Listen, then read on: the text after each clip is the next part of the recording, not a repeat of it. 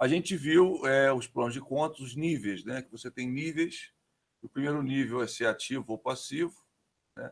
Depois, o segundo nível, o subgrupo, né? Se é um ativo circulante, se é um passivo circulante, se é um ativo não circulante, né? O terceiro nível, que seria o subgrupo, a conta, né, no caso, bancos conta movimento, e, em alguns casos, subconta, que seria um detalhamento da conta. Tá? Então, ou seja, tem um grupo, o detalhamento do grupo, que é o subgrupo, e aí o banco, a conta e o detalhamento da conta, que é a subconta. Tá? Comentei com vocês que não é só no quarto nível, você pode ter o quinto nível. Eu, inclusive, na empresa que eu trabalhei, a gente tinha o quinto nível, né, porque precisava de um detalhamento maior, e muitas vezes aí você vai dizer, mas como é que eu sei se eu preciso do quarto nível ou do quinto nível? Depende do nível de publicação. A ideia é que o nível de publicação seja um ou dois níveis acima do nível de uso do plano de contas. Como assim, professor?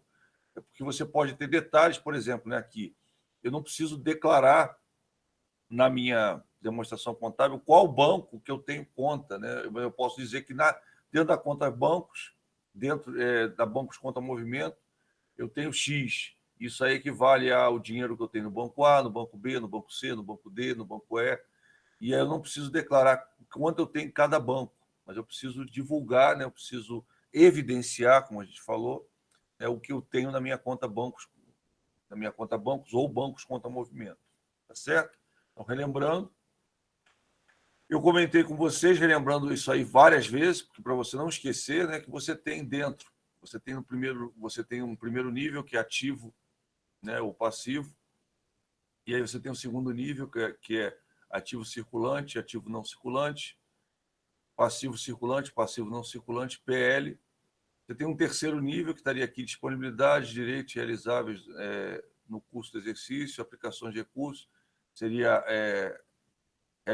ativo realizável a longo prazo, investimento imobilizado, intangível. Aqui já é direto, né, contas representativas das obrigações, mesmo as contas representativas das obrigações classificadas passivo circulante. E aqui o PL, você tem as contas representativas do PL. E aqui você tem, olha, aqui tem 1, 2, 3, e aqui você tem um quarto nível, que seria o detalhamento dessas direitos realizáveis após o término do exercício seguinte, direitos com pessoas ligadas de negócio, participações permanentes e outros. Tá? Então, é só para...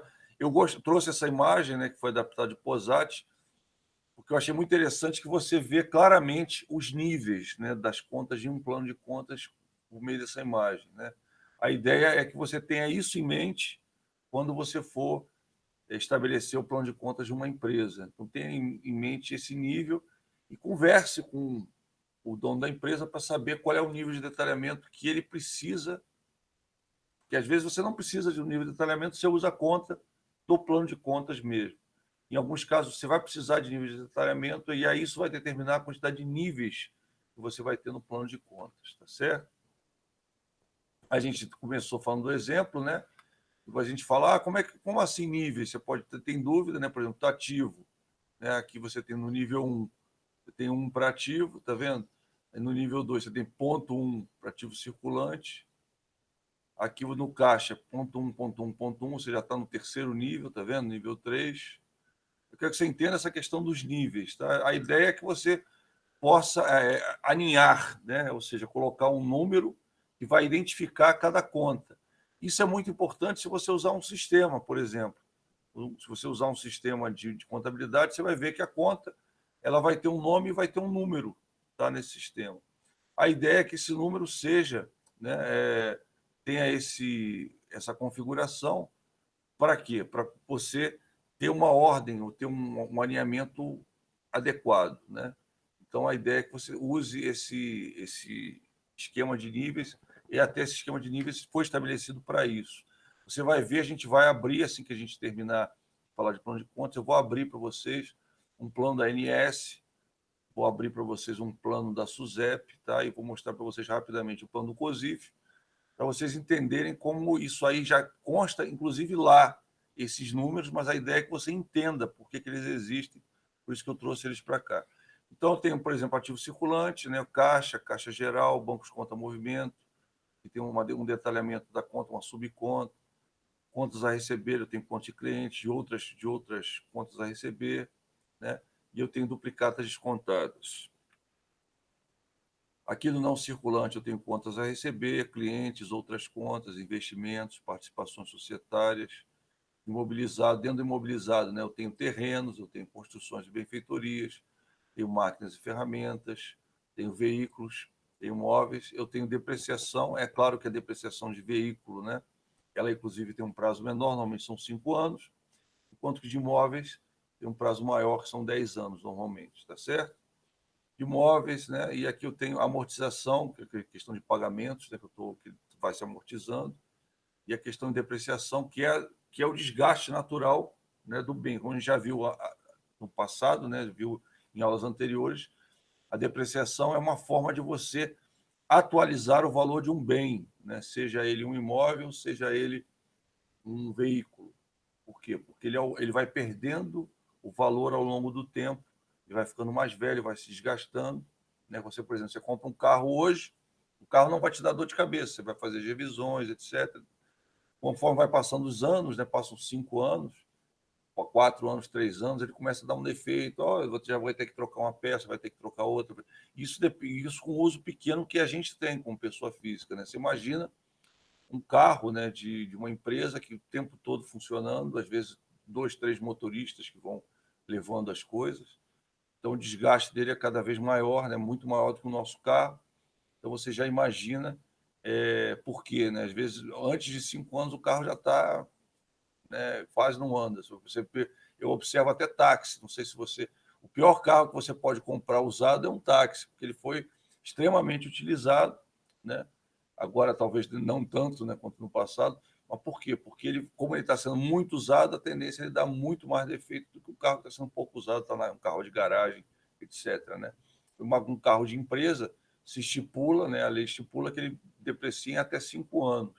Então, a ideia é que você, em 5 anos, o valor dele vai zerar. Né? Isso a gente já viu, só para você lembrar para você.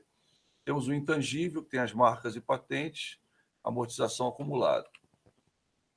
No passivo, né, que aqui está o número 2, está vendo lá? O número era 1 no ativo, está vendo? Aqui no passivo, número 2. Passivo circulante 2,1, do segundo nível. Imposto e contribuições a recolher, terceiro nível. Aqui você tem, por exemplo, só de ver que é um simples a recolher, dá para perceber que é uma microempresa optante pelo simples, né? Senão ela seria impostos a recolher, outra conta diferente. Como tem a palavra simples a recolher, a gente já presume que seja uma microempresa, né? Você tem o INSS a recolher, o Fundo de Garantia a recolher, contas a pagar, fornecedores, outras contas, empréstimos bancários. Nos empréstimos, você tem também empréstimo com cada banco. Aqui você tem, por exemplo, o Banco A, poderia ter um empréstimo com o Banco B, com o Banco C, né? Aqui a gente não, para não usar o nome do banco. É claro que na vida real você vai usar o nome do banco mesmo, né? Você vai usar Banco do Brasil, Caixa Econômica, Itaú, Bradesco, etc. Qualquer banco desse. O banco que a empresa tiver conta, você vai colocar o nome do banco aí, banco tal. É um detalhamento, como eu falei para você, é um detalhamento que pertence à empresa, ou seja, a empresa vai ver como ela vai escrever isso.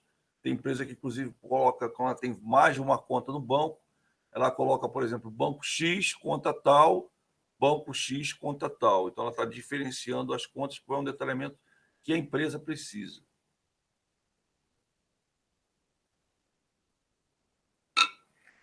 Passivo não circulante, né? Financiamentos bancários. Lembrando que o passivo circulante é que você tem que pagar mais rápido, né? Em um tempo mais curto, enquanto que o passivo não circulante é aquilo que vai demorar um pouco você a pagar, por exemplo, um financiamento que foi feito em 10 anos, sei lá, em 5 anos.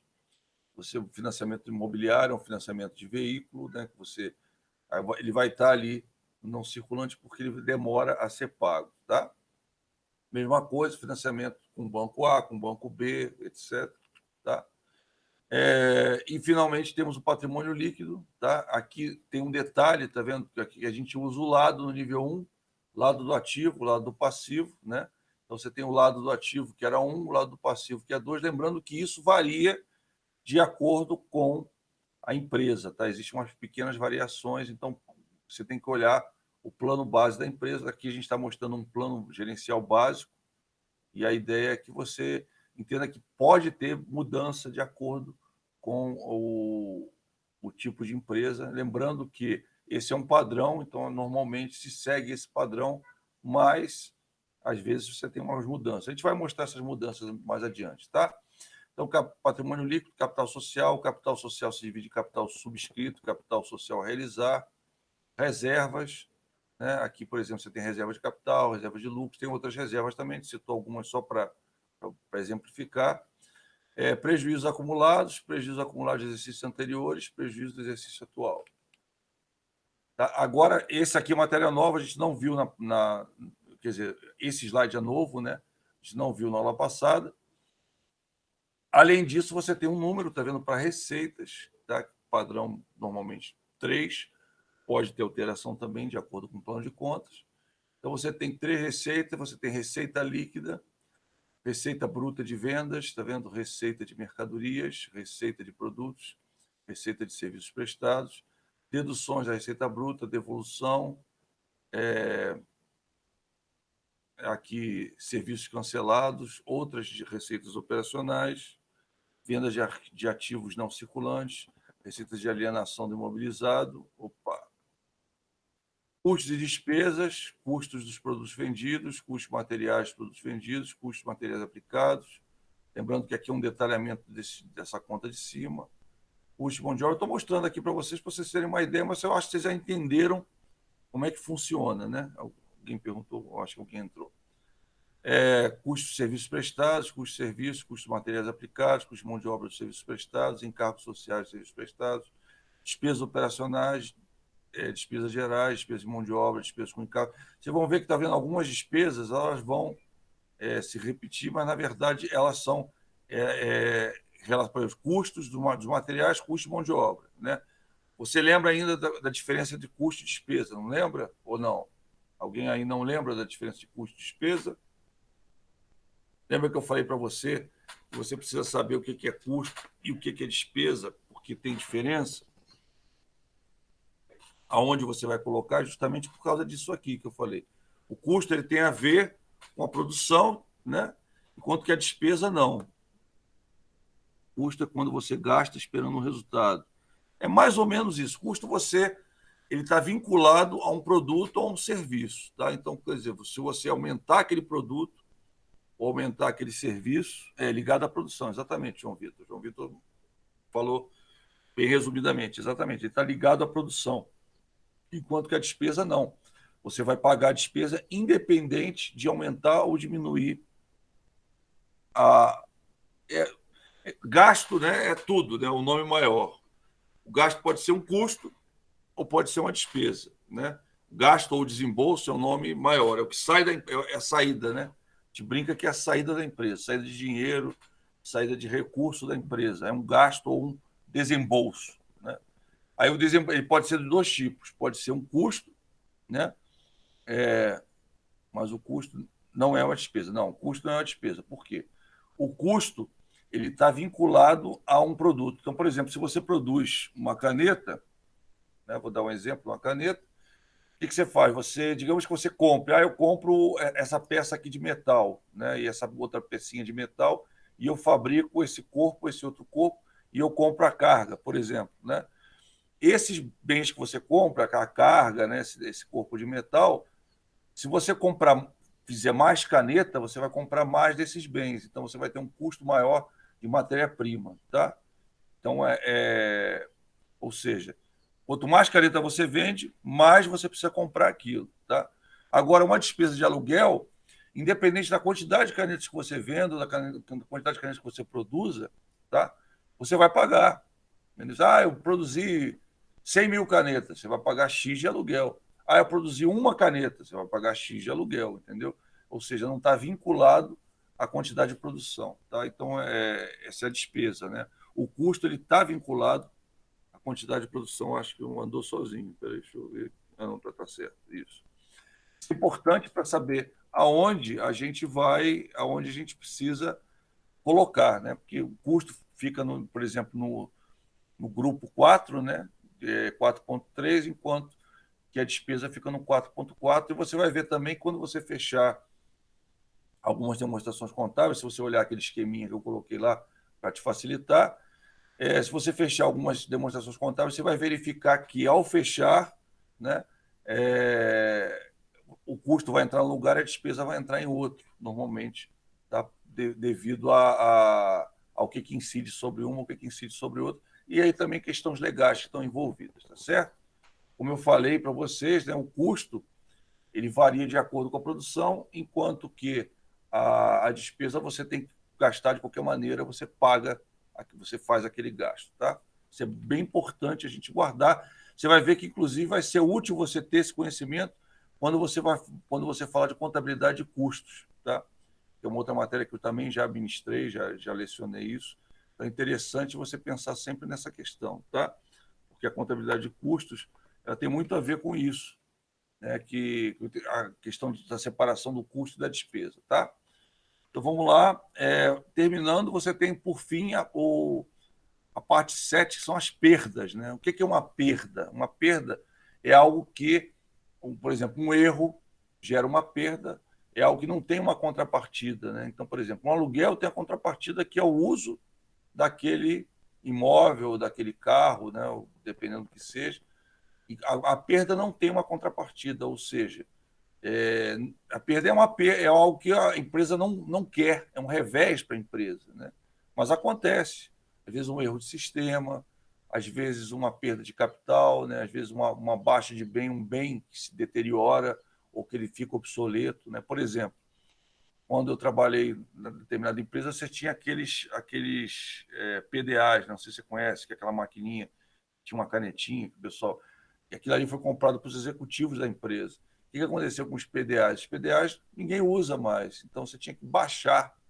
Ao baixar, quando você baixa um bem obsoleto, o bem está obsoleto, não usa mais, quebrou, né? Você vai ter que baixar da contabilidade desse bem. Muitas vezes é uma baixa ou uma perda, ou seja, você está aquilo ali, não tem uma contrapartida, está saindo, né? Existem perdas também ocasionadas por fraudes, né, por furtos, por questão como eu falei, obsolescência, às vezes porque desgastou, né, realmente o bem parou de se... Então, existe a questão da perda, ela vai ser contabilizada num lugar separado, que não há uma contrapartida, né, como eu falei para você. Com um aluguel, você está usufruindo do local, por exemplo. O custo, você está usando para melhorar, para aumentar a tua produção, aumentar as tuas vendas. Mas a perda é dinheiro, né, que a gente chama de dinheiro jogado fora, né? Então, ela é contabilizada em separado, tá? Aqui relembrando, tá, para vocês também a natureza das contas, tá? Para você não esquecer essa questão da natureza. Acho que a gente já fez bastante exercício sobre isso, inclusive ficou na prova, né? Também essa questão do ativo, né, igual a bens e direitos. O saldo dele é devedor, ele aumenta debitando, diminui creditando. O passivo são as obrigações, o saldo dele é credor, ele aumenta acreditando, diminui debitando. O patrimônio líquido também tem saldo credor, ele aumenta acreditando, diminui debitando. Receitas, né? É que às vezes o aluno tem dúvida disso. A receita, né, fica do mesmo lado, tá vendo? Então, ela é considerada assim. A receita, você acredita, ela aumenta, né? Ela tem saldo credor, acredita, aumenta, debita, diminui. E as despesas e custos, aqui eu acrescentei o custo, por isso que tem esse slide aqui, tá?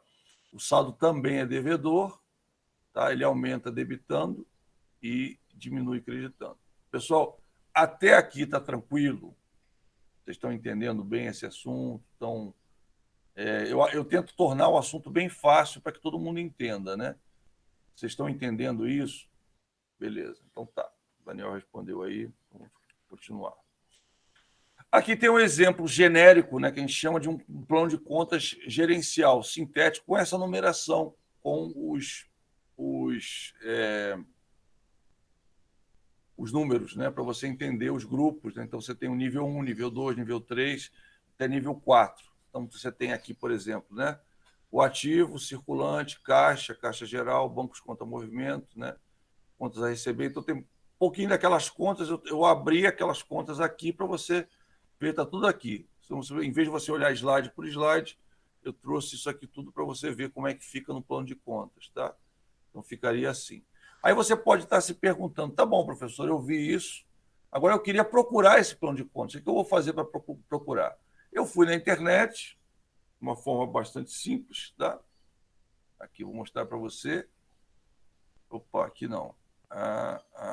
Aqui, isso. E aqui eu entrei, por exemplo, eu peguei, aqui eu entrei no site da ins.gov.br, tá? A INS, né, o setor de saúde está na moda, né, hoje em dia, no momento atual que a gente está vivendo. E aqui eu vou mostrar para você um plano de saúde, um plano de contas ANS, padrão para as operadoras e planos de assistência de saúde, tá? Então, por exemplo, você tem aqui, tá vendo, classe, subgrupo, conta, subconta, desdobramento, tá? E aqui você tem, eles, por exemplo, estão usando, ó, tá vendo? 1, 2, 3, 4, quinto nível, estão usando o quinto nível de conta. Então, vamos lá, você tem o ativo, tá vendo? Classe, ativo não circulante, tá? Aqui, ó, tem umas contas para cima, tá vendo? Aqui você tem ativo não circulante, ativo circulante, tá vendo? Conta corrente com os cooperados, vou mostrar para vocês. Tá vendo? Bem pequenininho, tá vendo? São 53 páginas. E aqui você tem um plano de contas padrão para as operadoras de plano de saúde. E aqui você tem, tá vendo? Classe, grupo, subgrupo, conta, subconta, tá? Então você tem 1, 2, 3, 4, 5 níveis, tá certo? Então tá vendo como é que eles trabalham? Olha só. Aqui tem um plano da ANS para você ver. Simplesmente o que eu fiz aqui, eu digitei lá no Google Plano de Contas ANS 2020, tá vendo aqui, ó? Falei para você que eu vou ensinar você a pescar, né? Não é só ensinar você. Aí eu cliquei aqui, tá? Ele abriu esse plano de contas padrão, tá vendo? Deixa eu aumentar aqui para você ver. Estão vendo? Todo mundo vendo bem? Aqui, ó, Agência Nacional de Saúde Suplementar, ANS. E aqui dentro eu fui, achei o plano de contas. Claro, tive que procurar um pouquinho, tá vendo? Estão dizendo classes, tá vendo? Classe de contas de resultado, tá? Tem os grupos. Você vai ver que tem grupos específicos, né? Segundo a necessidade da ANS. Tá? Então você tem várias coisas, tá vendo? Falando sobre plano de contas padrão, elenco sintético de contas. Aqui você tem, tá vendo? Ó, plano de contas, codificação deles, ó, primeiro, segundo, terceiro, quarto, quinto nível, né? E aqui você tem os números, aqui os detalhamentos, tá vendo? Segundo codificação, aqui é o detalhamento.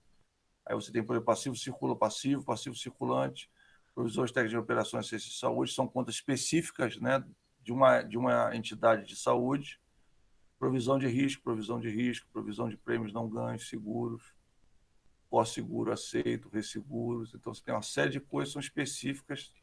Aí você vai dizer, professor, eu preciso usar tudo? Não, você vai usar de acordo com a necessidade da sua empresa. Por exemplo, aqui é uma empresa de saúde, digamos que seja um escritório, né? Vamos dizer, um médico, né, que tem um escritório, que tem um consultório. Ele vai usar todas essas contas? Não. Ele vai usar algumas contas que sejam pertinentes ao trabalho dele, né? Aqui, claro, no plano de contas geral, você vai ter todas as contas, ou seja, as principais contas.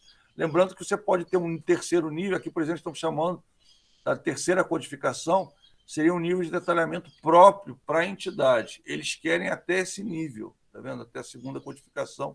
Eles dizem o que você tem que fazer. Mas pode ser que a tua organização, de repente, o teu plano de saúde, um exemplo assim, tenha um nível a mais. Eu quero saber, por exemplo, seguro A, o seguro B, o seguro C. Aí você vai ter mais um desdobramento, ou seja, aquele número vai ficar bem grande, tá? Eu quero que você entenda. Aquele nível é o nível básico, né? Mas você tem desdobramentos que são maiores do que esse nível. Aqui eles têm ordenamento até para esses desdobramentos, até o nono nível, tá vendo? Aqui seria o nível da organização, né? Que é o 12º, então vai ficar um número enorme, né? Um caso, obrigações com o pessoal, aí você tem salários a pagar, gratificações, tá? Então, aqui, pessoal, alguma dúvida com relação a isso? Eu quis mostrar para você como é que você acha o plano, né? O que você tem que fazer para achar, certo? Então, a ideia é que eu trago uma coisa mais genérica, né, aqui, porque, claro, a ideia é que você aprenda em qualquer situação, né? Então, eu estou mostrando para você você, digamos, no escritório de contabilidade, que você vai ver a maior, as coisas mais sortidas, né? Que você vai ver, vai ter vários tipos de empresas, e aí você fala, mas o que eu vou fazer? O que você vai fazer? Uma forma fácil é você olhar na internet, no plano, né, no plano de conta específico para a tua empresa. Né? Eu trouxe outro exemplo, trouxe a SUSEP, por exemplo. SUSEP, ela trata de planos de seguros, tá? Fala sobre seguros, seguradoras. Então, aqui você tem, por exemplo, no anexo X da Circular 183, né? Circular 183, de 28 de março de 2002, você tem aqui o plano de elenco de contas, tá vendo? Aí você tem aqui caixa, tipo, claro que você vai... esses anexos, você tem atualizações, né? Por exemplo, né? Você quer ver? Vou mostrar para você uma coisa aqui.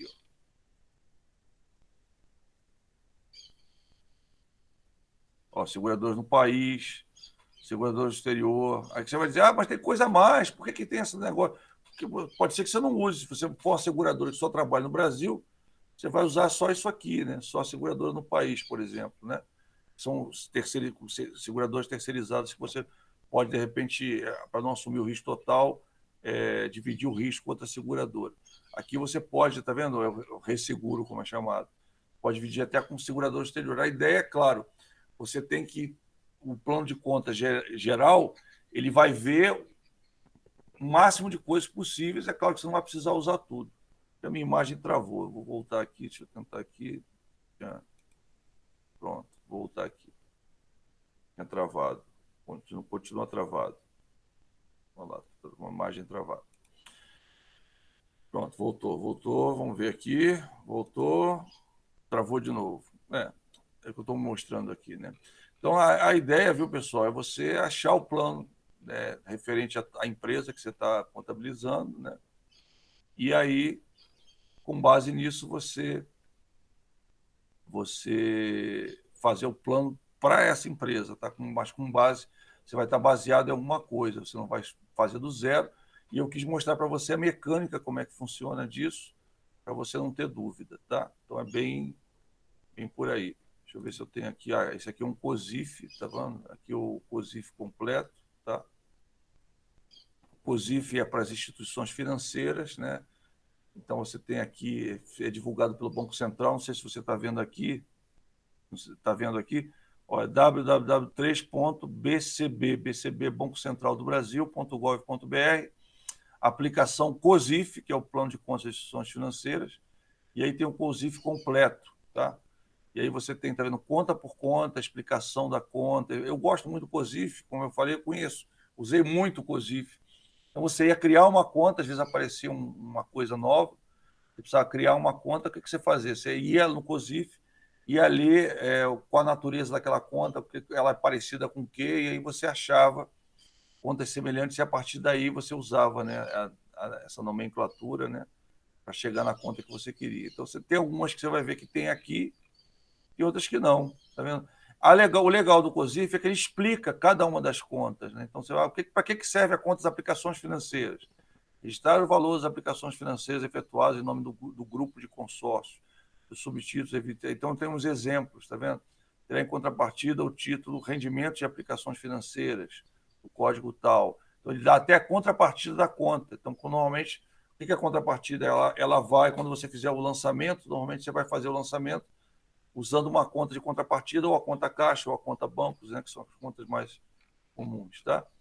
E aqui você tem um genérico, tá vendo? Ativo circulante, né? Aí tem títulos, tá vendo? Aí tem títulos de renda fixa, intermediários, né? Então tá bem claro, tá vendo? Bem explicado. Você olha, o que é isso? Atributos, tá vendo? São atributos específicos lá de conta, né? No caso, os bancos usam, que é uma nomenclatura também própria do Banco Central, tá? Isso aí facilita na questão de imposto, etc. Então, uma série de coisas. Título de renda fixa, tá vendo? Letras do Tesouro Nacional, letras financeiras do Tesouro, obrigações do Tesouro Nacional.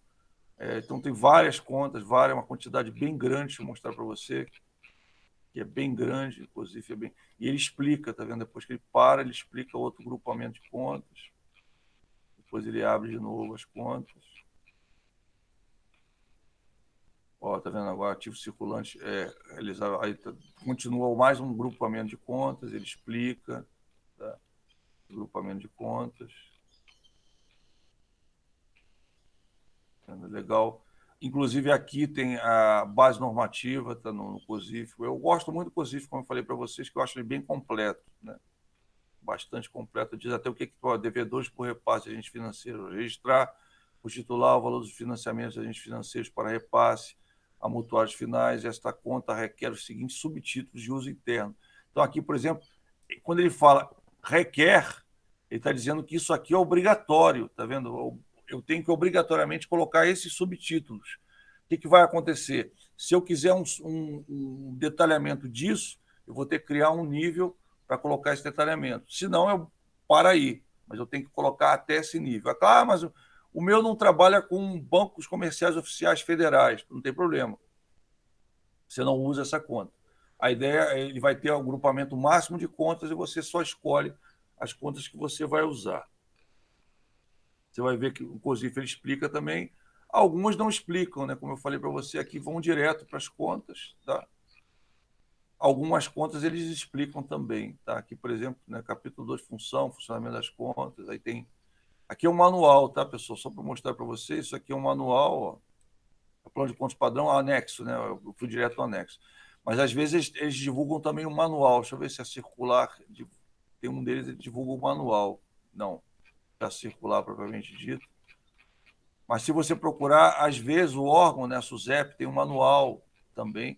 Mas o ideal é você sempre procurar o plano de contas e com a questão usando uma data, sei lá, 2020, 2019, 2018, para você pegar o mais atualizado possível. Eles costumam atualizar, depois o COSIF ele atualiza no mesmo lugar, lá no Banco Central. Já os outros, a circular, por exemplo, cada vez eles vão colocar uma circular nova. E a ideia é que você veja, professor, preciso ler tudo isso. Se você trabalha só com essa empresa, é bom que você leia, tá? Porque vai ter informações interessantes. Se você não trabalha com essa empresa, a informação principal para você... eu trabalho com várias empresas. A informação principal para você vamos ser o grupamento de contas, como eu mostrei para vocês. Né? Por exemplo, isso aqui, né? Elenco de contas. Isso aqui que é a parte que vai interessar mais para vocês, tá? Eu quis mostrar na prática, né, para você entender como é que funciona, tá certo? Voltando aqui, na nossa aula. Já. Tá.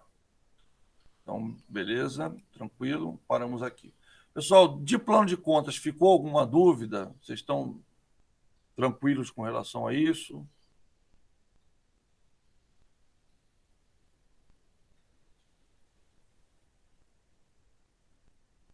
Tranquilo, tranquilo, beleza. Tá? Volto a dizer para vocês, né? O meu intuito é ensinar para vocês, né, o caminho das pedras, né? Porque plano de contas, você durante a sua carreira de como contador, você vai ter uma série de... vai ter acesso a uma série de empresas diferentes. A ideia é você sempre pensar no órgão de classe. Se você perguntar para o dono da empresa ou para a pessoa, olha, cara, quem é o teu plano? É a ANS? Qual é o teu órgão de classe? É a ANS? É Banco Central? É o quê? Ele vai te dizer. E aí, se ele disser o órgão normativo, né, o órgão regulatório, você vai achar facilmente o plano de contas. É só procurar nesse órgão regulatório ou colocar, por exemplo, como eu falei, meu órgão regulatório é um ANS, eu sou uma empresa de saúde. Aí você vai colocar lá plano de contas, ANS, e uma data 2020, 2019, ele vai te mostrar o plano de contas. Às vezes te mostra, inclusive, um manual também, um manual contábil. Né? É interessante você ler quando se você for o contador dessa empresa. Se você não for, você tem que ter um conhecimento mais genérico. É importante que você pegue o plano de contas e dê uma lidinha, assim, de repente, alguma conta específica que você não conheça. Ela deve estar uma descrição sucinta da conta, como eu mostrei para você no COSIF. Tá? Se você pergunta, a pessoa, é uma instituição financeira, alguma coisa, é o Banco Central que eu estou regulador, então você já vai lá no próprio site do Banco Central, existe um lugar lá, tem assim, COSIF, o plano de contas, você vai chegar lá, tem uma opção lá de procura, você pode colocar na opção de procura do Bacen, ou então, né, nosso amigo Google, você coloca lá direto no Google que ele vai chegar lá, tá? Então, essa é a ideia. Pessoal, eu falei para vocês que depois que a gente falasse sobre plano de contas, a gente ia falar sobre algumas, né, eu queria mostrar para vocês outras, né, avaliações, outras formas de você analisar, né, com os dados contábeis. Tá? Então, a gente vai voltar ao assunto de análise de demonstrações contábeis, parte 2. Não sei se você já reparou, mas eu coloquei um exercício para vocês ontem. Vocês viram lá o exercício? Todo mundo viu? Tem alguém que não tenha visto o exercício ou não?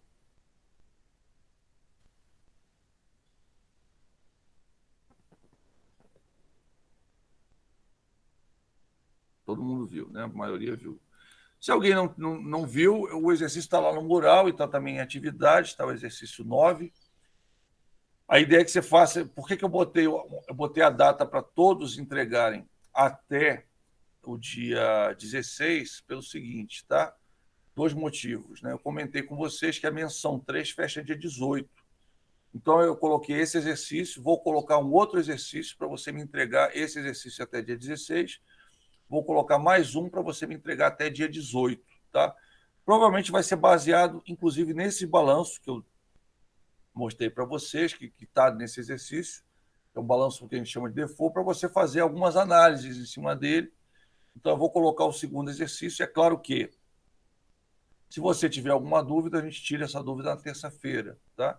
Então, o primeiro exercício eu coloquei lá, coloquei só 3 períodos para você fazer a análise horizontal e a análise vertical. Tá? E aí também tirar algumas conclusões a partir dessas análises. Você vai verificar as que tiverem maior divergência de período para período. E aí, essas aí você vai destacar, você vai falar, houve maior divergência no grupamento tal, ou na conta tal, etc. Porque a ideia é que se você fosse fazer uma nota explicativa, aquilo ali serviria de base para você fazer. Esse troço teve uma discrepância muito grande, eu preciso explicar, preciso colocar numa nota explicativa isso. Tá? Vocês vão ver que tem alguns, propositalmente, que tem uma discrepância bem grande e outros que tem uma discrepância pequenininha. E você vai ver que como você está vendo 3 períodos, se você vê uma discrepância de um para o outro só, ou seja, ele tem um comportamento, tem uma análise horizontal, né? Daqui para cá teve um comportamento, aí no terceiro subiu muito ou desceu muito. Aí a ideia é que você explique, tá? Vamos atribuir 20%, né? O que for acima de 20%, você explica, o que for abaixo de 20%, você não precisa explicar, tá? Se você quiser um critério. Se não, você pode explicar. Quanto mais você explicar, melhor. Eu vou entender se você está entendendo ou não, tá? Mas, para mim, basta você explicar tudo que for, qualquer variação para cima ou para baixo, acima de 20% daquele grupamento, daquele grupo, né, o subgrupo, ou seja, ativo circulante, houve uma variação, houve uma variação na conta tal, entendeu? Uma variação grande, né? A ideia é que você explique, diga, né, o que aconteceu para ver que você reparou. Porque se você estivesse fazendo o fechamento, né, contábil, estivesse fazendo as demonstrações contábeis, esses valores que estão com essa discrepância acima de 20%, muito provavelmente você teria que explicar. Né? Então, eu costumo falar que a gente vai montando o quebra-cabeça. Né? Eu vou dando um pedacinho, um pedacinho. A ideia é que no final você monta o quebra-cabeça sem querer, né? Ou seja, você acha que não, igual, né? Não sei se você viu, está reprisando aqueles filmes do Karate Kid na televisão. Não sei se você reparou que parece que faz aniversário, né? O filme. E aí estão reprisando. E aí você lembra que o Ralph Macchio, né? Aquele ator, o cara botou ele para limpar, né? Lixar, limpar a casa dele. Ele ficou meio revoltado, falou: poxa, o cara está me ensinando karatê ou ele está me ensinando a limpar? Né? Eu brinco com vocês que a gente vai fazendo uma série de coisas, né? E aí no final você vai, puxa, aprendi. É mais ou menos assim. O aprendizado, a forma de aprender para não ser uma chocante, que eu chamo, é um gradual, é um aprendizado gradual, pedagógico. É uma forma legal de você aprender. Você vai vendo as coisas aos poucos e aí no final você monta. A questão está na ordem que você absorve as coisas, é que está o segredo. Né? Não adianta eu te mostrar uma coisa que você não tenha noção do que levou essa coisa a chegar lá, que você não vai entender e aí você não absorve. Agora, quando você dá todo o arcabouço de coisas para a pessoa chegar, fica mais fácil fazer. Você vai entender. esse primeiro trabalho é só daquela primeira análise que a gente viu. Eu vou soltar um outro para você, provavelmente amanhã, ou na quinta também vai ter data, né? Na semana que só vai entregar na semana que vem. Se você quiser fazer só na semana que vem, fica à vontade. Não quero consumir seu feriado, né? Mas a ideia é quanto mais cedo você fizer, melhor, né? Esse primeiro exercício que eu divulguei, você tem até 23h59 da terça-feira para entregar. O próximo você vai ter até o dia 18, que inclusive é a data limite. Então, se você está devendo algum exercício, do exercício 4 em diante, tá? A data limite para eu receber esse exercício é dia 18. Tá? Depois do dia 18, eu não recebo mais. Mandei dia 19. Pois é, eu não vou poder considerar, porque, inclusive, se você olhar lá no SGI, a data limite de recebimento para a menção 3 já está definida lá. Foi definido até a pedido de alunos. Os alunos foram lá, os representantes dos alunos, não sei se foi da sua turma, mas pediram para definir logo as datas das menções. Aí eu defini a data da menção 3, que foi dia 18, e a data da menção 4, que foi dia 25. Né? Então, aí por isso que tem uma data limite. A data limite de postagem de qualquer exercício vai ser dia 18 às 23h59, tá certo? Ok? Tranquilo, pessoal? Lembrando, né, que o 1, 2, 3 já serviu para a menção 1. Esse exercício agora, do exercício 4 até o exercício 9, agora o 10, que eu vou soltar amanhã ou depois, provavelmente amanhã. O exercício 10 ele vai servir para a menção 3. Tá? Então, esse exercício 9 e o exercício 10 servem para a menção 3. Não esqueça disso. Tá? Não esqueça, não deixe de fazer, porque vai fazer parte da menção. Tá legal? Então, vamos falar um pouquinho sobre outras análises que você pode fazer, que a contabilidade faz. Normalmente, você vai ver que algumas, se você observar a administração financeira, você vai ver que a administração financeira também trabalha com essas análises. Entendeu? Por quê? Porque são análises vitais para a empresa. E elas são análises feitas com dados contábeis. Então, por isso, a importância de você conhecer também essas análises.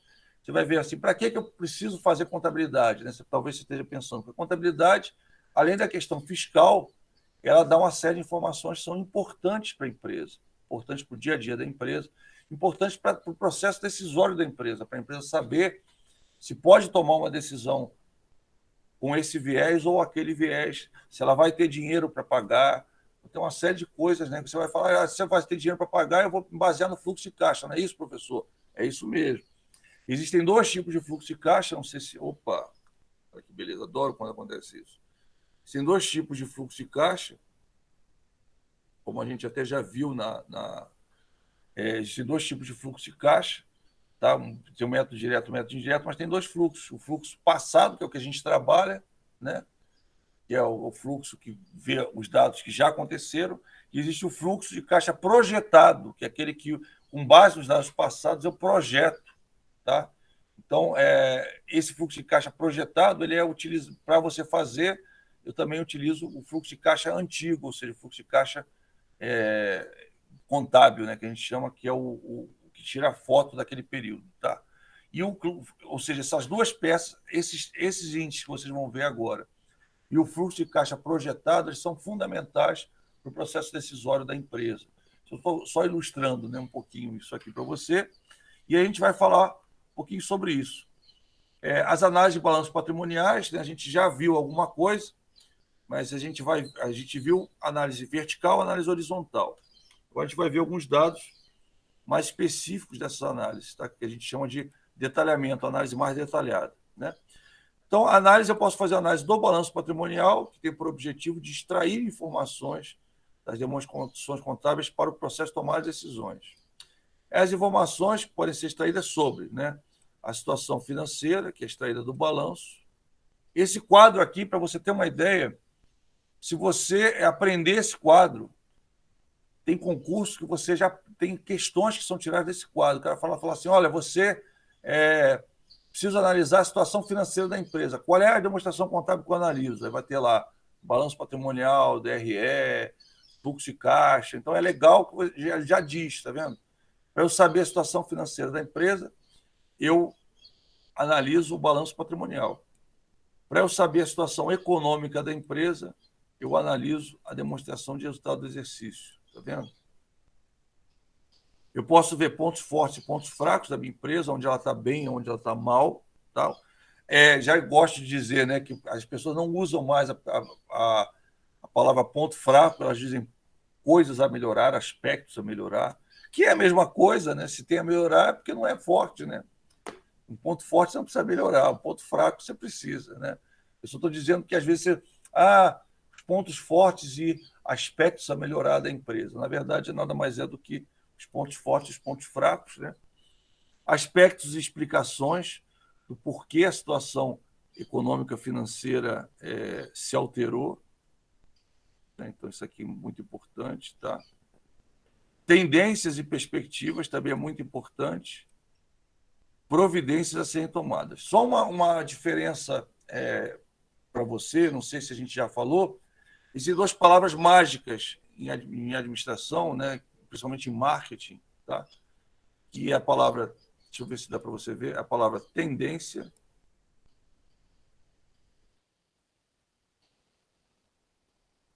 Vou botar até aqui tendência, para não ter que escrever, tá? Tendência. E uma outra palavra chamada vigência. Eu não sei se eu falei isso para vocês em sala, eu acho que eu falei numa aula.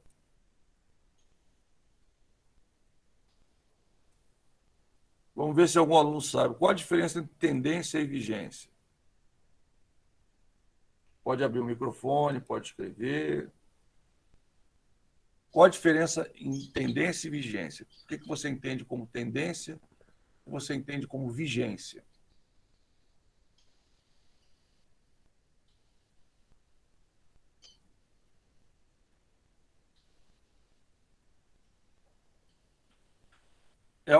Quase matou. Deixa eu ver quem é que respondeu aqui. O Daniel. O Daniel está participando. Beleza, Daniel, gostei. E o Rafael também. Tendência, né, é o que pode acontecer. Beleza, Rafael, isso mesmo. Tendência é o que pode acontecer. Vigência é o período da validade? Não. Vigência, quando a gente fala de tendência e vigência em marketing, tá? Em administração, em marketing, eu estou falando tendência é o que, vamos dizer, o que vai acontecer. E a vigência é o que já está acontecendo. Ou seja, uma coisa, enquanto determinada lei vigorar ou vigir, né? Ou quanto for a vigência daquela lei, é enquanto dura aquela lei, né? Então, algo que já é uma vigência, é algo que já está acontecendo. É claro que vigência é o prazo, né? O limite, mas é o limite decorrente, ou seja, aquilo já está acontecendo, então ela está em vigência, né? Brincando. Quando a gente fala em vigência, é porque está, viu, Daniel? Se não está errado você falar isso, só para você entender a diferença. A vigência, eu estou dentro, ou seja, determinada lei, enquanto não lançarem outra, aquela lei ainda vigora, ainda está vigindo, ou seja, ainda tem vigência. Ela vai ter vigência até um determinado limite. Por exemplo, um decreto e tem um prazo, né? Então, prazo de vigência daquele decreto, beleza. Mas o que significa isso? Quando você fala que uma coisa é uma tendência, você fala assim em mercado, em marketing, em administração, uma coisa está. É uma tendência, é uma coisa que ainda vai acontecer. Quando você fala que é uma vigência, é uma coisa que está acontecendo. Então, tem muita coisa, por exemplo, em contabilidade, que existe uma tendência de algo que vai acontecer, que ainda não aconteceu, como eu falei para você, da convergência. Convergência está acontecendo, você tem um nível extremamente alto de convergência, mas ainda tem coisinhas que você precisa ainda convergir para a contabilidade ser exatamente igual da Europa, exatamente igual à americana, ou seja, para ser exatamente igual, ainda faltam umas coisinhas, né? Então, há uma tendência de ser exatamente igual, ainda não é. Agora, é uma vigência de muitas coisas já serem iguais. Então, o que eu estou falando sobre vigência é que já está acontecendo. Uma tendência é o que ainda vai acontecer. Eu estou falando sobre isso por quê? Porque até agora você viu muito vigência. Você viu coisas que já aconteceram. Balanço, uma foto, né? DRE você fez de acordo com o período, o final de um período. Agora, com essas análises, você vai poder ver o que já aconteceu, mas você também pode inferir alguma coisa que ainda vai acontecer. Tá? Como é que eu vou adivinhar o que vai acontecer? Não, você não vai adivinhar, você vai fazer uma previsão, você vai criar um cenário. Tá? Então, eu estou falando sobre isso por quê? Porque muitas análises que você faz dos balanços patrimoniais, nos nos documentos contábeis, são coisas que já aconteceram, mas com base nisso, né, ou seja, com base nessa vigência, eu estou procurando uma tendência do que ainda vai acontecer. Tá? Eu estou falando isso aí para você, só para você entender. Talvez você ouça isso em outras disciplinas, talvez você, se você for fazer um concurso, você vai ouvir isso, com certeza. Tá? Mas até a questão da tendência, quando é uma vigência, é o que já está acontecendo, e quando é uma tendência, é o que ainda vai acontecer. Tá? Como eu falei, a vigência, enquanto durar, né? Até o final do prazo, é uma vigência. Né? Já está acontecendo. Uma tendência é o que ainda vai acontecer. A gente vai falar muito de análises, a gente fala análise de vigência, ou seja, análise das coisas que já aconteceram ou ainda estão acontecendo. Tá? Mas existem análises baseadas nessas vigências, que são análises de tendências. Tá? Eu quis falar isso para você, até para você já deve ter ouvido, talvez não tenha entendido. Uma análise de vigência, uma análise de tendência, né? Análise de tendência é o que vai acontecer, análise de vigência é o que já está acontecendo ou já aconteceu. Ok, tranquilo, pessoal? Todo mundo entendeu? Eu quis explicar para você, a gente indo mais adiante, se você não entendesse, talvez ficasse um pouco difícil. Tudo bem até aqui? Tranquilo? Então, beleza. Então, vamos lá. Metodologia de análise de balanços patrimoniais. Olha só, o que eu vou fazer? Eu vou escolher os indicadores que eu vou utilizar, né? Eu devo extrair os índices. Opa, ficou grande aí. Deixa eu corrigir aqui. Comeu o S, só um instantinho. Então, 13. O resto está legal, não está não. Faltando o índice aqui. Índices, tomar decisões a partir das conclusões. Tá? O resto está legal, dá para entender. Pronto. Então, toda vez que eu falo numa análise, viu, pessoal, de uma demonstração contábil, uma metodologia de análise, quando eu estou usando índices, eu tenho que primeiro pensar que índices eu vou usar, que indicadores eu estou me baseando. Tá?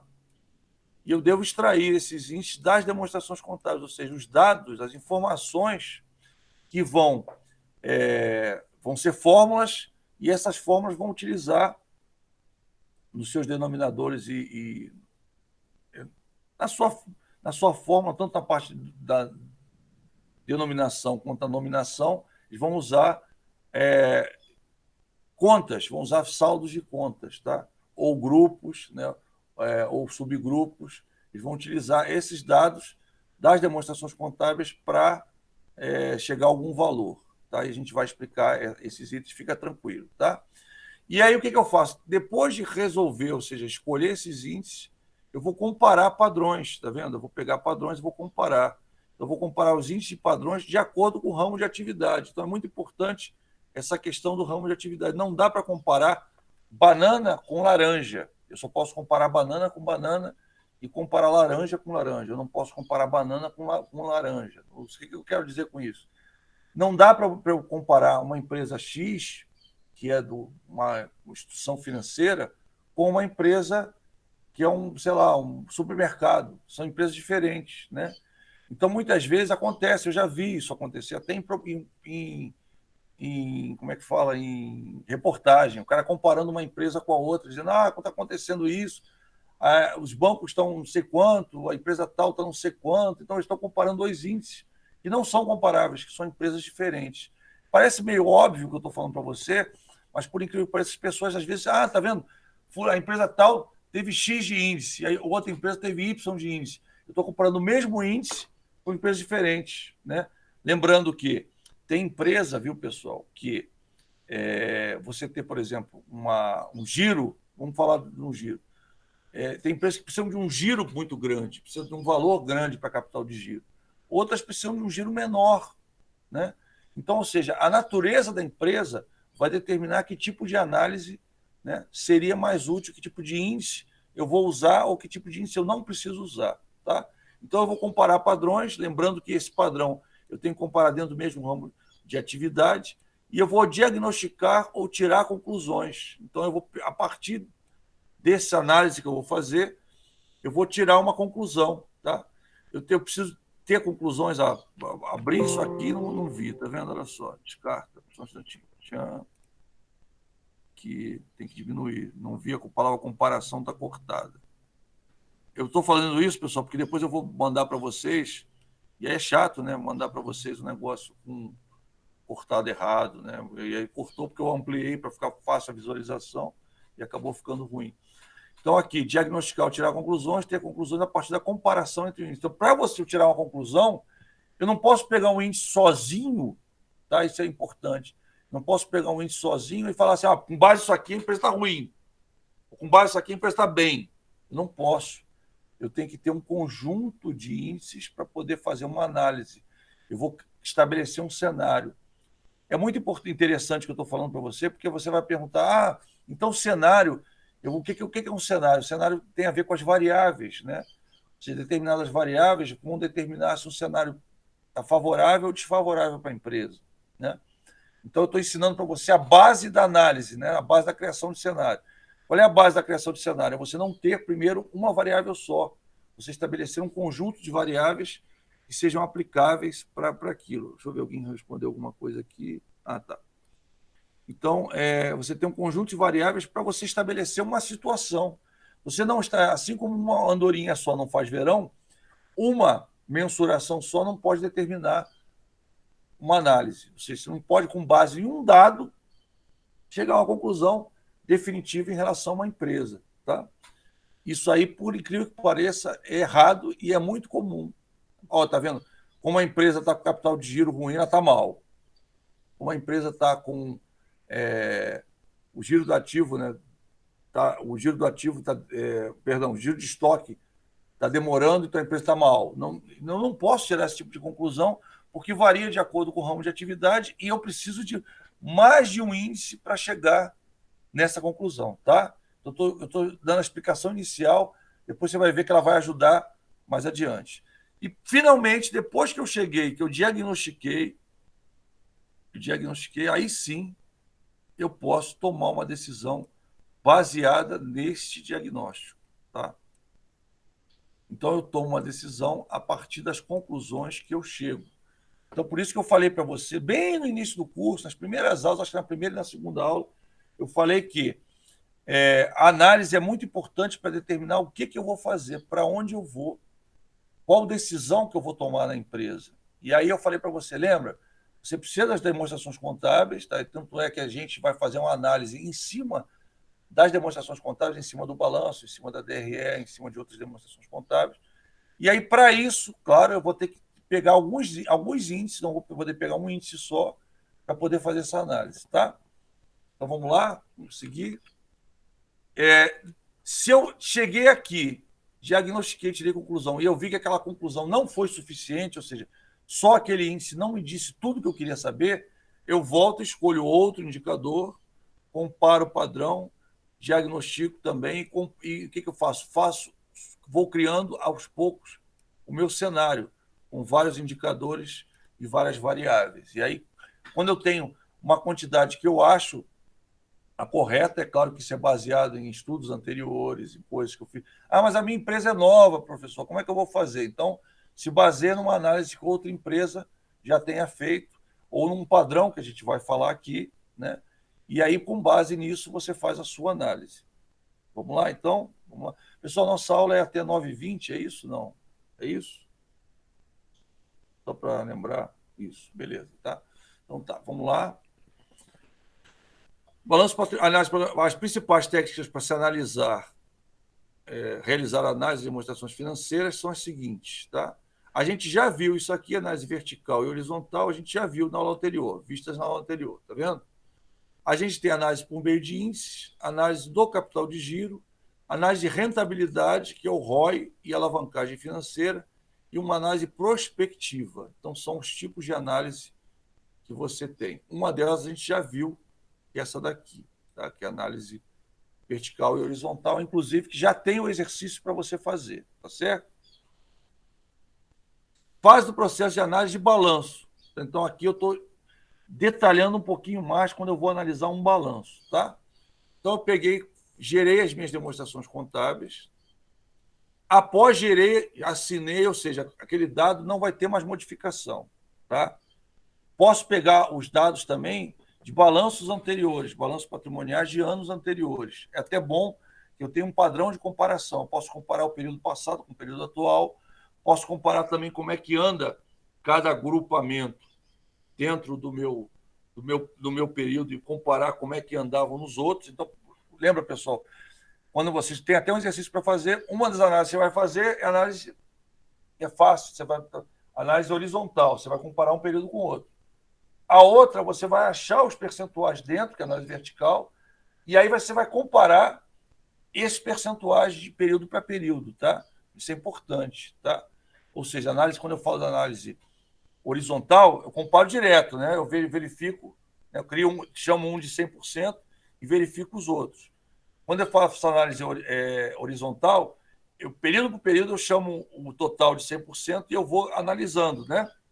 E aí eu vejo os percentuais, a diferença dos percentuais de períodos para períodos. Ou seja, o ativo circulante nesse período era 30%, no outro era 20% do meu balanço, então houve uma redução de 10%. Tá? Houve uma redução de um terço, né, de 33% do meu ativo circulante no período. Então, isso é importante, só para você entender que eu tenho que fazer também. Eu acho o vertical e depois eu verifico as diferenças entre os períodos. Tá? No horizontal, não, eu vejo direto. Tá? Se alguém tiver uma dúvida, né, a gente está falando de análise vertical, análise horizontal. Só para. Na hora eu pensei que algum aluno podia só fazer o cálculo no período e para por aí. Não para por aí. Você tem que comparar períodos até para poder ter as conclusões. Vamos lá. Então, demonstrações contábeis, eu vou fazer o exame, né, daquilo e vou verificar uma padronização. Por quê? Olha só como é que é importante. Digamos que você calculasse determinada conta que você tem ali dentro, você calculava de um jeito e aí, por algum motivo, por alguma lei, alguma coisa, você mudou o critério de cálculo daquela conta, do saldo daquela conta. Você mudou o critério, por algum motivo você mudou o critério. Às vezes uma lei, às vezes um critério que é interno da empresa, você mudou. A pergunta é, você pode comparar se não tiver padronizado? Pode ou não pode?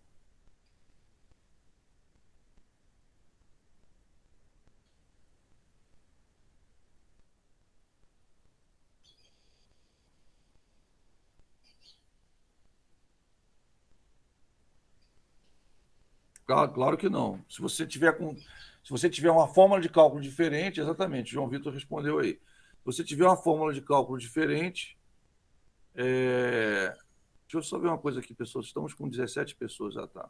O fórum tá bom, não tá tão ruim assim. Estava vendo assim. Quase que eu faço uma chamada. Estou pensando, hein, pessoal? Estou pensando. Estou vendo aí que tem gente que está entrando muito tarde, viu, na aula. Como a aula é no primeiro tempo, tudo bem. A aula no segundo aí já é mais complicado, né? Então vamos lá. Então eu fiz se for diferente, ou seja, se eu tive uma alteração na fórmula de cálculo, eu não posso comparar, tá? Período com período. Isso é importante, tá, pessoal? E eu vou ter lá na nota explicativa, eu vou ter uma explicação que eu alterei a fórmula de cálculo daquele, né? Por exemplo, títulos e valores mobiliários. Houve uma alteração, a CVM soltou uma norma, houve uma alteração de cálculo desse saldo, por exemplo, mudança de imposto, alguma coisa assim. Se eu estou dando um exemplo, tá? Um exemplo mesmo. Aí você vai dizer, eu até o ano passado eu calculava desse jeito, até o ano retrasado eu calculava assim. No ano passado eu calculei diferente. Eu posso comparar o ano retrasado com o ano passado? Não, né? Por quê? Porque a não ser que você diga, né? Você tente trazer para o mesmo nível. Aqui eu tirei isso aqui eu tirei isso aqui. Então você vai tirar aqui, de repente o imposto daqui, vai tirar o imposto daqui. Aí você vai estabelecer uma mesma base de cálculo. A ideia é o quê? Que você não tenha padronizações diferentes. Você vai examinar e se tiver algum caso de padronização diferente, aquilo ali ou você não vai poder fazer o cálculo, ou você vai ter que recalcular para ficar no mesmo padrão, tá?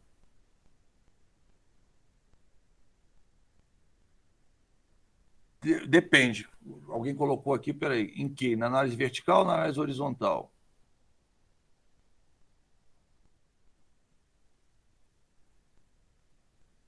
Na análise horizontal, a gente viu, você vai estabelecer um período, que vai ser 2019, tá? E aí 2019 vai ser 100%, e aí os outros vão ser, você vai estabelecer, né, a diferença percentual. Na análise horizontal é assim. Na análise vertical, você vai achar ano a ano e vai comparar os percentuais de cada agrupamento, né, de cada conta, nos 3 períodos. Respondi, João Vitor? Respondi, né? Você vai estabelecer o ano de 2019 como ano base para análise, e aí você vai ver se, ou 2017, você pode, tanto faz você fazer, estabelecer 2019, ou você não pode estabelecer o do meio, 2018. Mas tanto faz, aí depende da sua análise. Você pode estabelecer o 2017 e ver o que melhorou, o que piorou, ou pode ver, estabelecer o 2019, estabelecer também o que piorou, né? Ao contrário, o que melhorou em 2019 e estava pior nos outros anos. Né? Tanto faz, de um jeito ou de outro. Eu elegeria, para ficar fácil para você entender, elegeria 2017, mas você pode fazer tanto elegendo 2017 quanto 2019. Só não pode eleger o ano básico 2018, tá? Então você pode eleger tanto 2017 quanto 2019. Uma sugestão que eu acho que ficaria mais fácil o entendimento é você estabelecer 2017 como ano base. Você coloca 100% lá, e aí, porque senão você vai ter que pensar regressivamente, né? Mas você tanto não está errado você estabelecer 2017, também não está errado estabelecer 2019. Pode estabelecer um ou outro como base, tá? Para ficar mais fácil, você pode estabelecer 2017, que eu acho que vai ficar mais fácil o entendimento. Tá legal? Porque quando você for fazer os cálculos, é a mesma coisa, tanto de um lado ou de outro. Mas para você ver a diferença, você pode dizer, cresceu de 2017 para 2018 e baixou de 2018 para 2019. Você vai ter a mesma visão, desceu de 2019 para 2018 e subiu de 2018 para 2017. Então, tanto faz a ordem. Só não pode eleger o do meio. 100% é 2018, então senão você vai ter um valor acima de 100%, né? Então a ideia é que você ou eleja 2019 para ser o ano base, na análise horizontal, ou eleja 2017 para ser o ano base, ok? Tranquilo? Tanto um lado ou outro está correto, tá? Estou voltando aqui. Qualquer dúvida, viu, pessoal? Pode me interromper e perguntar, tá? Aí eu vou coletar os dados. Depois que eu vi que eu posso fazer, ou então eu transformo na minha padronização, eu alterei o cálculo, vou ter que recalcular, vai ter que recalcular. Se for uma informação vital, você vai ter que recalcular para o mesmo padrão para você poder comparar. Não tem como você comparar laranja com banana, né? É aquilo que eu falei para você. Laranja tem que ser comparada com laranja, banana tem que ser comparada com banana. Não posso comparar um com o outro que não tem nada a ver, tá? Isso é importante, tá, pessoal? Estou falando porque pode ser até que tenha uma pegadinha. Né? Na vida real tem várias pegadinhas, tá? Mas eu não costumo fazer isso, não. Mas podia ter, assim, né, na prova, né, pode ter uma questão que você vai ter que usar um. Claro que você vai fazer um exercício sobre isso. Tá? Quando a coisa é mais matemática, normalmente a gente faz um exercício. Tá? Então a gente deve fazer um exercício, essa segunda parte, ou seja, parte 2, que eu vou mandar para você, provavelmente baseada nos mesmos dados, para você não ter trabalho. Eu vou basear nos mesmos dados. Inclusive, não sei se você percebeu, eu mandei 2 arquivos para facilitar a sua vida. Porque quando eu uso o formulário lá do Google, quando eu coloco como é que fala, numa tabela, ele ficou, ou eu tinha que botar a letra muito pequena, ou então ele quebra, e aí fica ruim, né? Aí o que eu fiz? Eu usei a imagem, mas eu coloquei um segundo arquivo, que tem um arquivo em texto, né? Uma tabela para você poder usar, passar para o Excel, né? Fazer o que você quiser fazer, tá? Para facilitar a sua vida. Então, eu deixei os 2 arquivos, por isso tem 2 arquivos, tá? Um está o exercício mesmo bonitinho, que é aquele que você vai responder, tá? E o outro para você trabalhar, de repente botar no Excel ou colocar no Word para fazer. Eu coloquei, ele trouxe no Word, aí fica, você usa, né, numa imagem, você pode usar para fazer as contas, para facilitar, é melhor do que você ter que recopiar, né? Para facilitar a tua vida, viu? O professor, às vezes, gosta de facilitar a vida do aluno. Eu tenho essa tendência, eu gosto de facilitar a vida do aluno o máximo possível.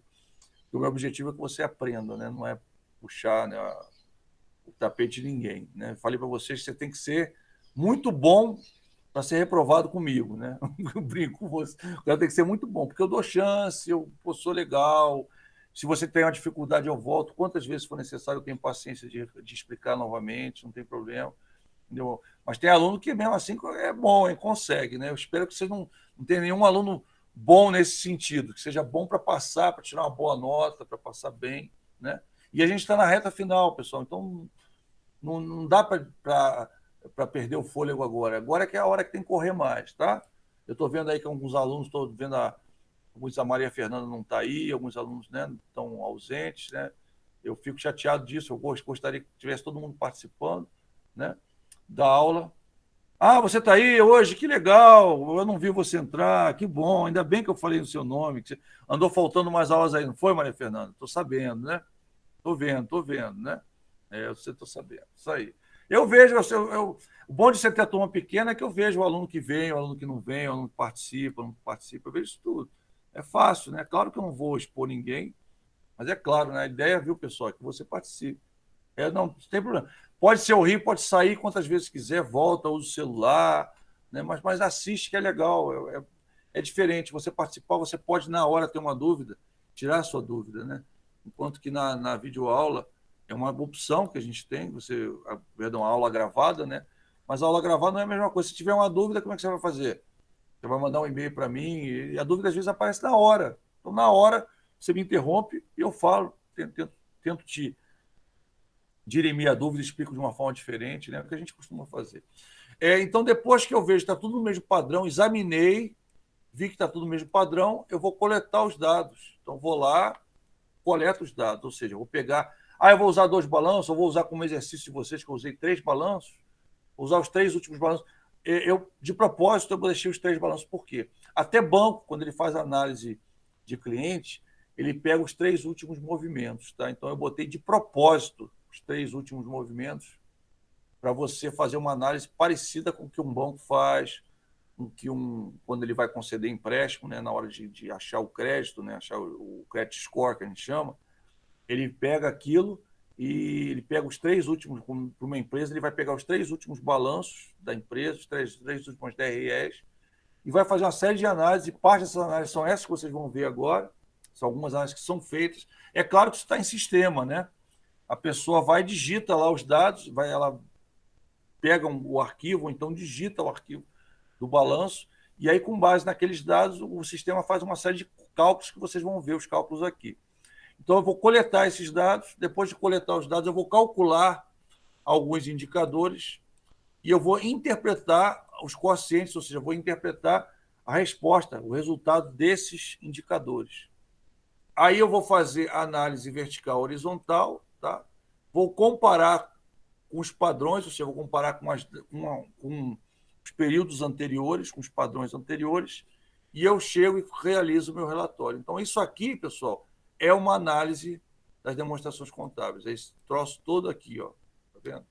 Você viu um pedacinho, só que é um pedacinho super importante disso, tá? É um pedacinho vital, né? Você não viu um pedacinho qualquer, você viu o pedacinho. Né? Eu brinco com vocês, é aquela história do bolo, né? Tem gente que quer comer o meio do bolo, porque o meio do bolo não tem, né? A lateral, você tem aquela parte mais grossa, né? No exercício, a gente só compara valores dos subgrupos. A ideia é o seguinte: se você vê uma conta que tem uma disparidade, você vai eleger um critério, tá? Então, vamos eleger um critério aqui. Eu queria que você elegesse o critério, mas vamos eleger um critério, então, Daniel. Olha só.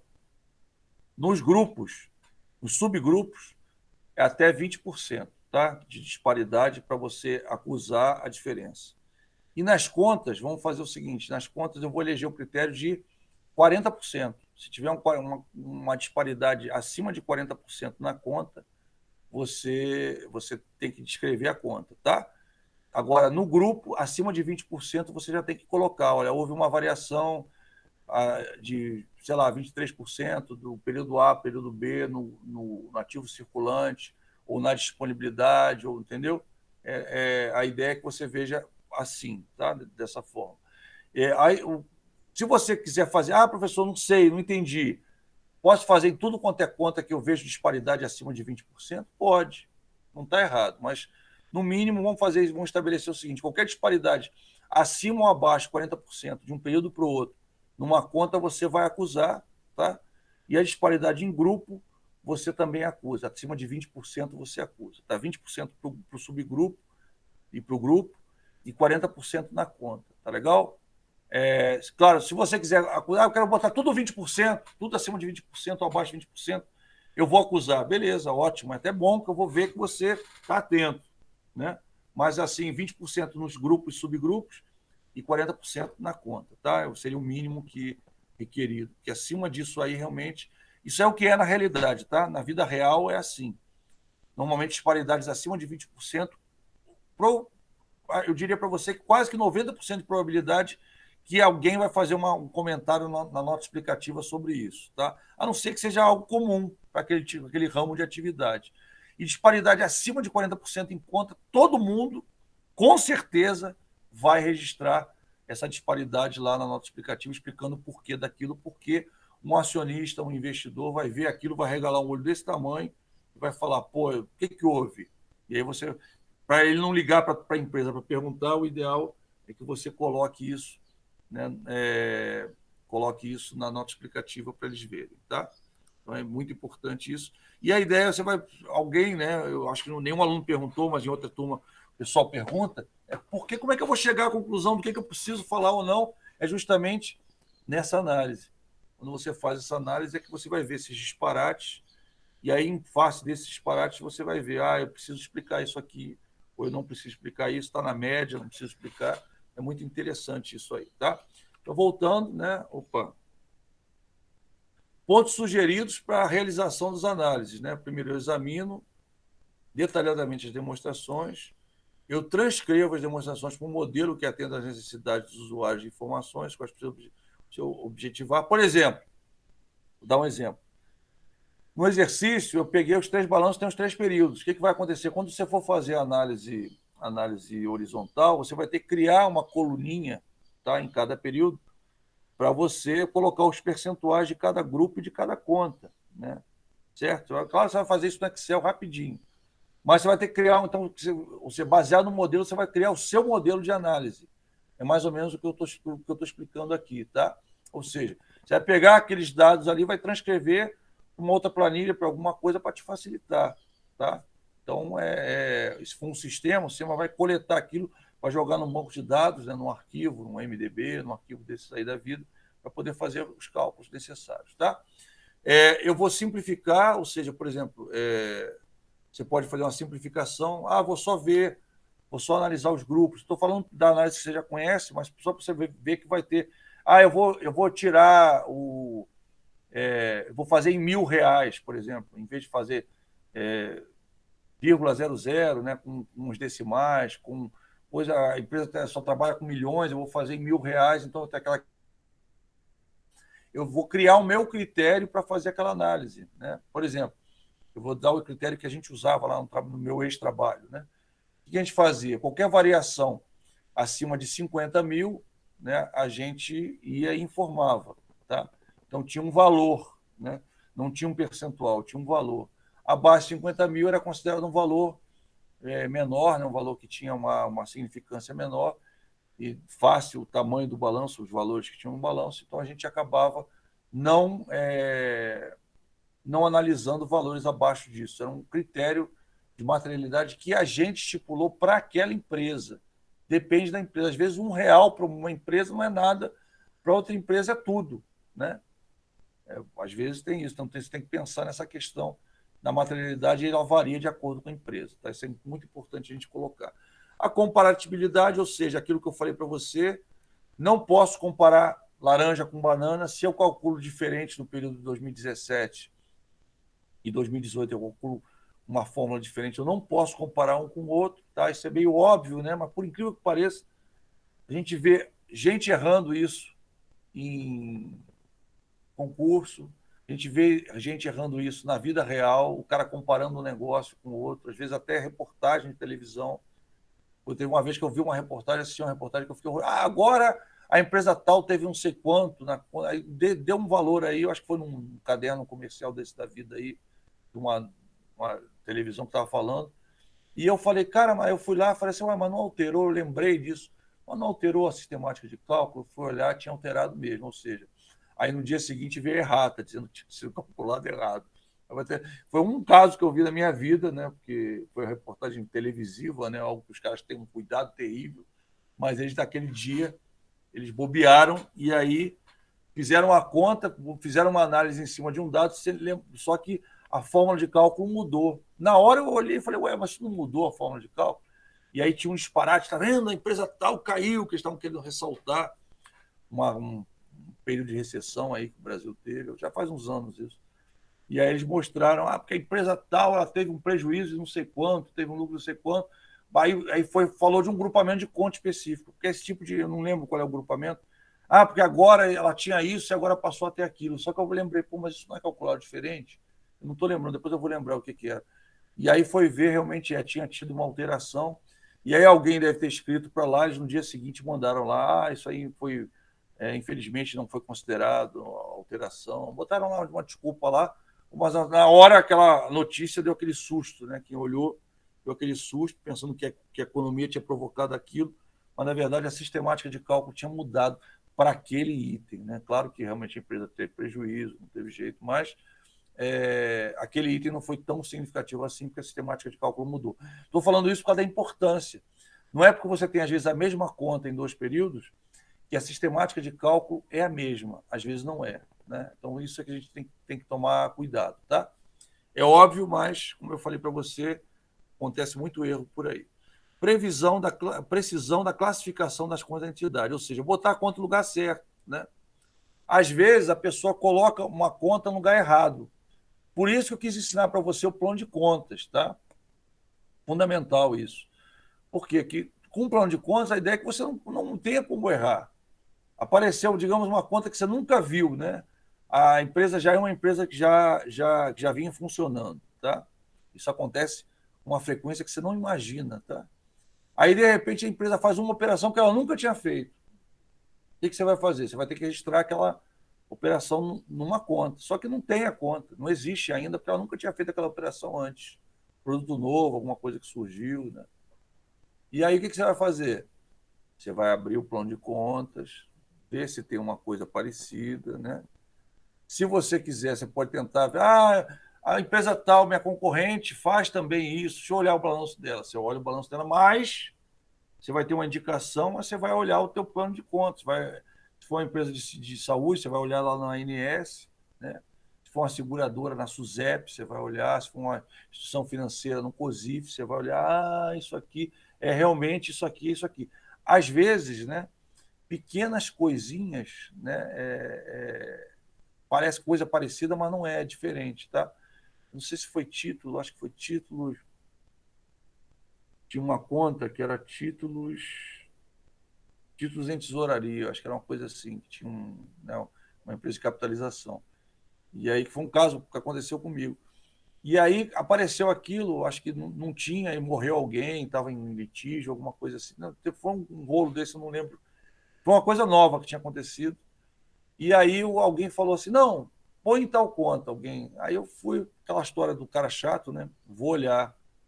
Aí fui olhar lá no plano de contas, tinha uma conta quase com o mesmo nome, só tinha uma variaçãozinha no final, era o nome título, não sei o que lá, tesouraria, blá, blá, blá. E aí tinha no finalzinho, tinha uma descrição.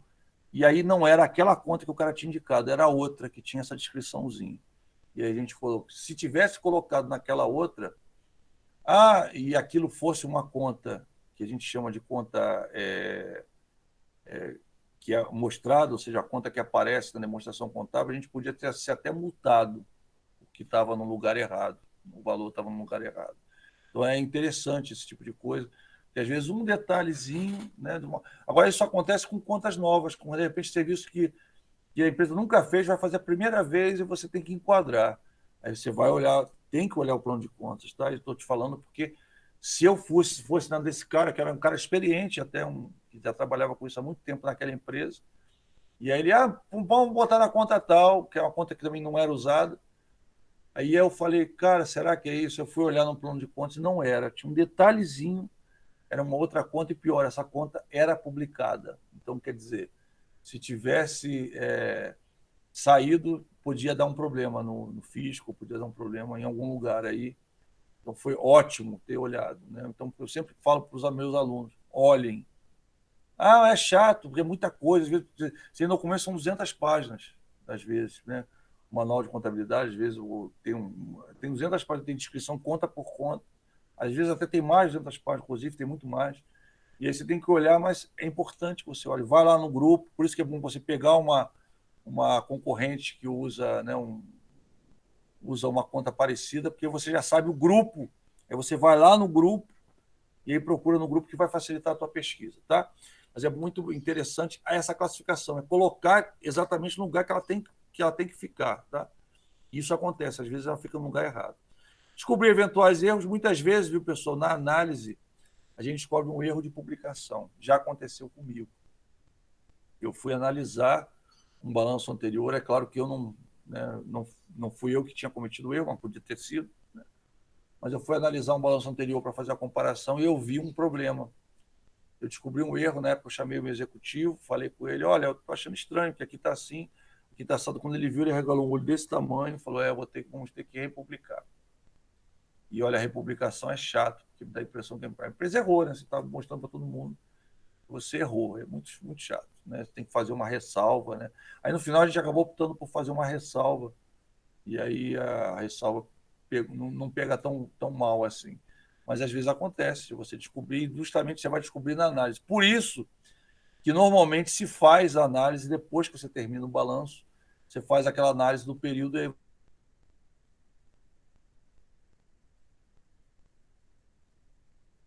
erro. Aí quando você chegou e falou, mas não podia ter dado isso. Você vai comparar com o ano anterior, olha só que disparate. Aí você viu o disparate, opa, tem um erro, e é assim que a gente pega. Conferir maior intimidade ao analista ao lidar com as demonstrações financeiras da organização. A intimidade só vem com o tempo, só vem com o uso. Né? Então, aquela história que eu brinco com vocês. Só na medida que você for mexendo com contabilidade, você vai aprendendo. Tem muita coisa que você, por mais que eu tento trazer para você a realidade, eu tento trazer para você o que acontece na prática, eu trago inclusive exemplos pessoais meus que eu vivi, para você ver como é que funciona. Tem coisa que vai acontecer com o tempo, tem coisa que você vai, quando você começar a trabalhar com isso, você, o que é isso? Aí você vai lembrar de alguma coisa que eu falei, vai lembrar de alguma coisa que está no slide, né? Então, a gente faz exercício por conta disso, mas por mais que a gente faça exercício, a gente brinca que é um ambiente controlado. Quando você vê isso na prática, né, na prática você vai ver que tem muita diferença. Você vai ver que tem, não diferença que eu falo, mas da forma, né? Cada empresa tem um jeito de fazer determinadas coisas, né? Tem empresa que faz análise por grupo, tem que começa a análise por grupo, tem empresa que começa por subgrupo, tem empresa que começa por conta. Então, varia de acordo com a empresa. Tem empresa que só verifica determinadas contas, as outras ela não verifica, porque tem uma quantidade muito grande de contas, e ela tem aquelas que são as nefrálgicas, que são aquelas que são as problemáticas. Né? Então, isso tudo varia de acordo com a cultura, principalmente quando é uma questão de análise. As análises de subgrupo são as mesmas para todas as empresas, mas algumas análises, principalmente as que envolvem contas, elas são específicas de algumas empresas. Tem empresa que faz, por exemplo, que verifica o caixa. Né? Eu preciso ver o caixa e tem que ver mesmo. Né? Já tem empresa que vê, eu tenho que ver, eu vejo mais a questão de pagamento de cliente, porque ela tem uma questão, como é que fala? Uma questão relativa à à provisão para devedores duvidosos, PDD, muito grande. Entendeu? Então, nesse caso, essas aí elas precisam verificar bem a questão dos pagamentos. Então, tem uma série de. Aí, são o quê? São detalhes, às vezes, é como se fosse uma lente que você coloca em determinadas contas. Aquilo ali eu preciso ver com mais detalhe do que outras. Tá? Então, continuando. Processo de realização da análise. Então, eu pego a demonstração financeira, tá? Vejo determinadas informações adicionais que são necessárias. Tá? Se for o caso, eu reclassifico, ou seja, eu classifico aquela informação de uma forma diferente. E aí eu faço uma demonstração financeira diferenciada para fazer a análise. Como fosse aquele exemplo que eu dei para você. Eu vou pegar aquela análise de período, vou criar uma coluninha, né? Vou colocar aquela coluninha para pegar os percentuais que eu preciso por período, tá? E aqui eu vou fazer a interpretação e vou dar pareceres em relação àquilo. Então, assim, é o processo genérico de uma análise, tá? Os indicadores permitem a realização de análises financeiras ou contábeis considerando os objetivos que se propõe tal análise. Para que eu vou fazer a análise? Aquilo que eu estava falando para você. O que eu vou fazer vai mandar no tipo de análise que eu preciso fazer. Um dos motivos é que, por meio do acompanhamento da evolução de tais indicadores e suas variações, pode-se inferir aspectos quanto ao desempenho, como a situação da empresa, sua performance em determinado período. Então, já são 9h15. Hoje o teu relógio está perfeito, tem 9h15 certinho. Quem não deu presente pode dar presente aí, viu, pessoal? Está na hora do presente, tá? Eu vou já deixar com vocês a questão das fórmulas, tá? Para vocês começarem a ver. e mais na terça-feira a gente tira a dúvida, tá certo? Indicadores de análise de liquidez, você vai ver que tem os indicadores, tá vendo? A gente vai falar de 5 grupos de indicadores, tá? Indicadores de análise de liquidez da empresa, são índices afetos à facilidade que a organização tem de cumprir suas obrigações no curto prazo. Indicadores operacionais de análise de atividade, são os indicadores que mensuram a atividade operacional da empresa, ou seja, a rapidez com que os ativos circulantes podem ser convertidos em dinheiro, em caixa. Tá? O 3, que é os indicadores de análise de endividamento da empresa, que são índices que demonstram o nível de endividamento da entidade, bem como a utilização de capitais de terceiros e os próprios, demonstram sua estrutura patrimonial. E o 4, que é indicadores de análise de lucratividade, corresponde às formas de mensurar como está a lucratividade da organização frente às vendas realizadas, avaliando o que está oferindo em relação ao valor de suas ações, patrimônio líquido de seus ativos. Né? Então, esses 4 aqui são os principais. Vai ter um que a gente vai falar também, tá? Que eu vou falar também, que é um especial, que eu vou deixar para o final para você. Mas aí, esses índices, né, de análise de lucratividade, aí a gente vai falar falando sobre cada índice, indicador de análise de liquidez da empresa. Aí você tem o índice de liquidez corrente, que é o ILC, corresponde ao resultado da razão entre os direitos de curto prazo e as obrigações também nesse prazo. Tá? Eu vou falar mais rapidamente, mas eu volto na aula que vem, vai ser só na terça-feira, eu volto explicando cada um deles com detalhe, tá? Com mais detalhe, até porque você vai ter prazo para fazer o exercício até quinta, então a gente vai ter prazo para explicar, mas eu queria já mostrar para vocês, já para você começar, né? Isso aí, vamos lá. Então, você tem índice de liquidez seca, que é semelhante ao índice de liquidez corrente, só que desconsidera o valor dos estoques, devido a esse terem menor liquidez. Você tem o capital de giro ou capital circulante líquido, diz respeito à soma dos valores existentes no ativo circulante, deduzidos das obrigações de curto prazo, tá? Então, tem essas 3 fórmulas ligadas àquele primeiro grupo, né, que é os indicadores de análise de liquidez. Saber se a empresa tem liquidez, ou seja, se ela dispõe de dinheiro na mão nos momentos certos. Então, para isso, você tem esses 3 indicadores. Você vai falar, professor, são só esses 3? Não, esses 3 são os mais usados, tá? Eu vou trazer para vocês os mais usados, que na maioria das empresas utilizam, claro, mas você pode ter alguma empresa que tem uma análise específica que ela utiliza outra coisa, né? Às vezes até um cálculo dela mesma, que eu preciso, além desses, eu preciso fazer mais esse cálculo, que é importante para mim, importante para a minha empresa, tá? Então, quem não deu presente ainda, dê presente, viu, pessoal? Tá certo? Vou continuando, eu vou mais rapidinho, mas eu volto isso tudo na aula que vem, tá? Indicadores operacionais que mensuram a atividade da empresa, isto é, a rapidez que os ativos circulantes podem ser convertidos em caixa. Tá? Eu tenho o giro de estoques, corresponde ao prazo médio com que os estoques, né, prazo médio com que eu pago os fornecedores, né? Precisa ser confrontado com o prazo médio do recebimento das vendas. Então, eu pago os fornecedores e eu preciso receber as vendas antes para pagar. Né? Às vezes não acontece assim, eu pago o meu fornecedor primeiro e eu recebo as vendas bem depois. Então, é isso que eu estou analisando, até para saber se eu tenho período de descasamento, ou seja, período que eu tenho que pagar e não tenho dinheiro ainda porque eu não recebi. É muito importante. A gente vai explicar devagar cada um deles, tá? Fica tranquilo. Mas eu estou querendo mostrar para vocês todos primeiro, né? Então, vamos ver quase todos, vou mostrar a maioria. Giro do ativo total, GAT, apresenta coeficiência se a entidade está utilizando seus ativos a fim de conseguir vendas, vendas sobre o ativo total. Está vendo que eu estou usando algumas contas em relação a subgrupos, está vendo? Estou usando algumas contas. Aqui é conta com conta, aqui é conta em relação a um subgrupo. Aqui, por exemplo, está vendo? Aqui conta em relação a conta, a média de conta. Então, prazo médio que os fornecedores são pagos, duplicados a pagar sobre compras médias. Né? Então, vou pegar o valor de compras, tá? Vou pegar o valor das duplicadas a pagar e sobre o valor de compras. Tá? Então, eu estou falando bem rápido, viu, pessoal? Mas a gente vai... eu acho que eu vou parar nesse slide aqui. Na aula que vem a gente vai ver isso aí com mais tranquilidade, tá certo?